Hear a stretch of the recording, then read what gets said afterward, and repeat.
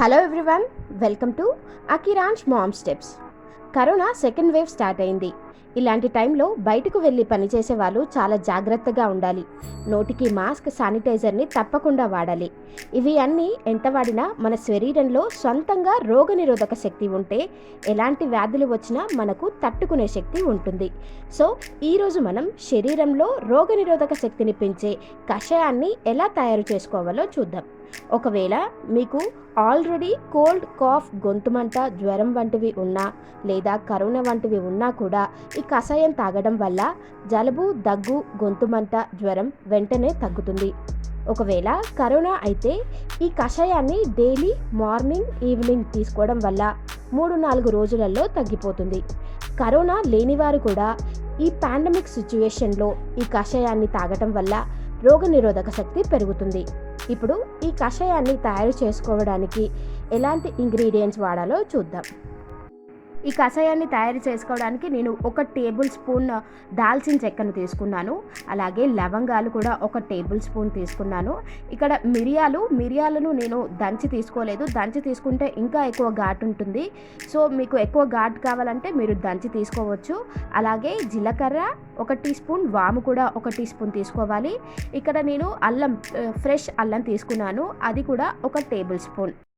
ఇప్పుడు ఈ కషాయాన్ని ఎలా తయారు చేయాలో చూద్దాం. ఒక గిన్నెలో 2 గ్లాసుల వాటర్ని తీసుకోవాలి. ఆ వాటర్ని కూడా 2 మినిట్స్ బాగా బాయిల్ చేయాలి. కంపల్సరీ 2 మినిట్స్ బాగా బాయిల్ చేసిన తర్వాతే ఇప్పుడు మనం చూసుకున్న ఇంగ్రీడియంట్స్ ఒక్కొక్కటిగా వేసుకోవాలి. అలాగే అందరూ ఈ కషాయాన్ని తాగొచ్చు. చిన్నపిల్లలు, 3 సంవత్సరాల పిల్లల నుండి గర్భిణీలు, బాలింతలు, పెద్దవారు అందరూ ఈ కషాయాన్ని తీసుకోవచ్చు. అయితే పిల్లలకు మరియు బాలింతలు ఈ కషాయాన్ని కొద్ది మోతాదులో అంటే 2 నుండి 3 టేబుల్ స్పూన్స్ తీసుకుంటే సరిపోతుంది. ఇలా 2 నిమిషాలు మరిగిన తర్వాత ఆ నీటిలో ముందుగా 1 టేబుల్ స్పూన్ దాల్చిన చెక్కను వేసుకోవాలి. దాల్చిన చెక్కలో యాంటీ ఆక్సిడెంట్స్ ఉంటాయి, ఇంకా అవి మంచి సువాసనను కూడా ఇస్తాయి. అలాగే 1 టేబుల్ స్పూన్ లవంగాలను వేయాలి. లవంగాలలో బ్యాక్టీరియాను అడ్డుకునే సామర్థ్యత ఉంటుంది. ఈ ఇంగ్రీడియంట్స్ అన్నీ వాటర్లో బాగా బాయిల్ అయ్యేలా చేయాలండి. ఇలా బాగా బాయిల్ అవుతుంటే కొద్దిసేపటి తర్వాత మిరియాలను కూడా యాడ్ చేయాలి. మిరియాలు ఇంతకుముందు నేను చెప్పాను కదా, మీరు కొంచెం స్మాష్ చేసి వేశారంటే ఇంకా ఎక్కువ ఘాటుగా ఉంటుంది. ఇలా బాయిల్ అవుతూ వాటర్ కొద్దిగా రంగు చేంజ్ అవుతుంది. చూసారు కదా, కొద్దిగా రంగు చేంజ్ అవుతుంది కదా. ఇప్పుడు 1 టేబుల్ స్పూన్ అల్లాన్ని వేసుకోవాలి.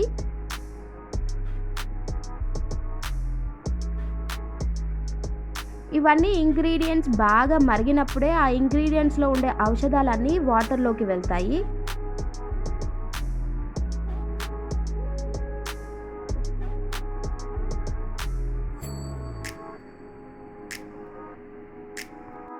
ఇలా కొద్దిగా రంగు చేంజ్ అవుతున్న టైంలో 1 టేబుల్ స్పూన్ జీలకర్రను వేయాలి.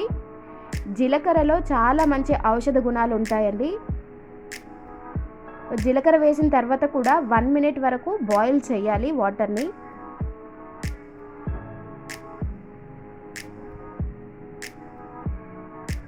ఇలా బాయిల్ చేసుకునే ప్రాసెస్లో పొంగు కూడా వస్తుందండి. మనం చూడకపోతే పొంగిపోతుంది.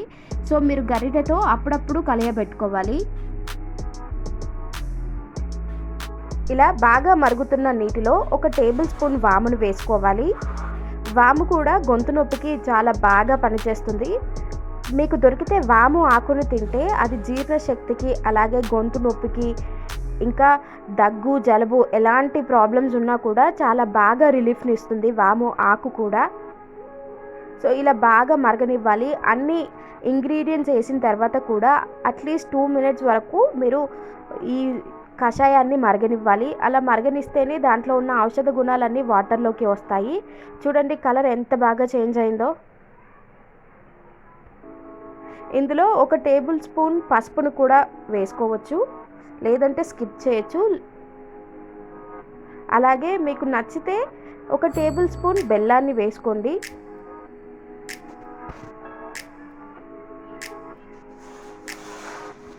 ఇలా బాగా రంగు చేంజ్ అయిన తర్వాత స్టవ్ ఆఫ్ చేసి కొద్దిగా చల్లారిన తర్వాత మనం ఒక గ్లాస్లోకి ఈ కషాయాన్ని వడగట్టుకోవాలి.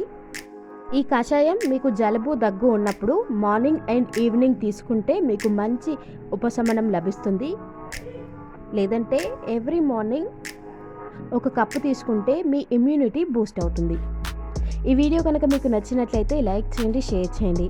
అలాగే ఇలాంటి మరిన్ని వీడియోస్ కోసం నా ఛానల్ని సబ్స్క్రైబ్ చేయండి. Thanks for watching.